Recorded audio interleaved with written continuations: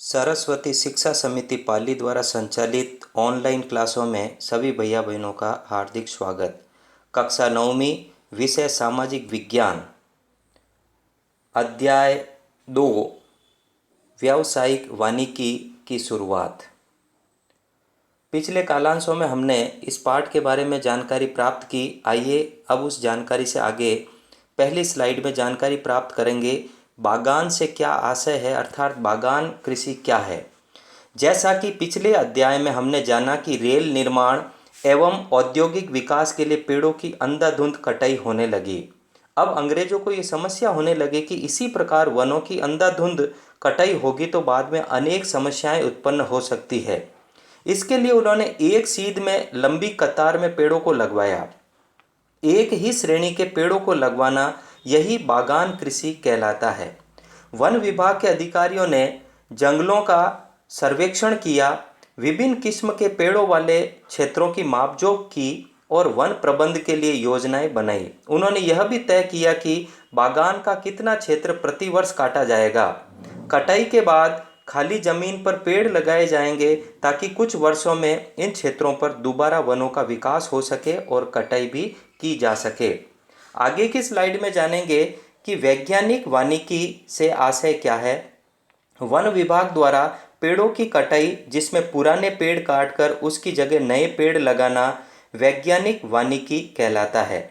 1865 में वन अधिनियम लागू होने के बाद इसमें 2 बार संशोधन किया गया।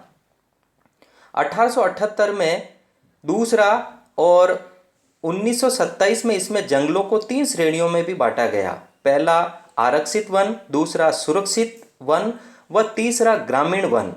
सबसे अच्छे जंगलों को आरक्षित वन कहा गया। गांव वाले इन जंगलों से अपने उपयोग के लिए कुछ भी नहीं ले सकते थे।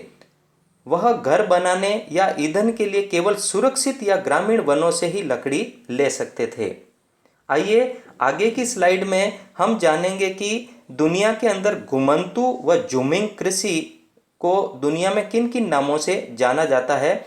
लीजिए, भिन्न भिन्न देशों में प्रचलित खेती के तरीकों के कुछ नाम आपको दिए गए हैं कि दक्षिण पूर्व एशिया में जूमिंग कृषि को लादिंग कहा जाता है, मध्य अमेरिका में मिल्पा, अफ्रीका में चितमैन और श्रीलंका में चैना। इसी प्रकार से हिंदुस्तान में भी कुछ अलग अलग इसके नाम हैं, जैसे धया, पेंदा, वेवर, नेवर, जूम, पांडु, खंडार, कुमरी।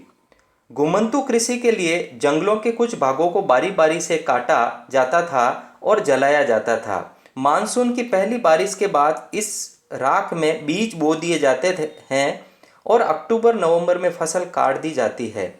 इन खेतों पर 1 या 2 साल खेती करने के बाद 12 से 18 वर्ष के लिए पड़ती छोड़ दी जाती थी, अर्थात इसमें कुछ भी नहीं किया जाता था।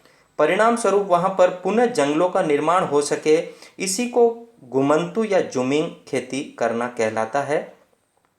लीजिए, कुछ प्रश्न हैं, आप अपनी उत्तर पुस्तिका में करेंगे।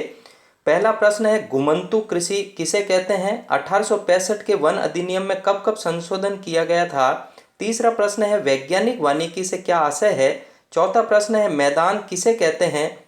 पांचवा प्रश्न है, दक्षिण पूर्व एशिया में घुमंतू कृषि को क्या कहते हैं? और छठा प्रश्न है, 1878 की वन नीति के अनुसार वनों को कितने श्रेणियों में विभाजित किया गया, उनके नाम लिखिए। धन्यवाद।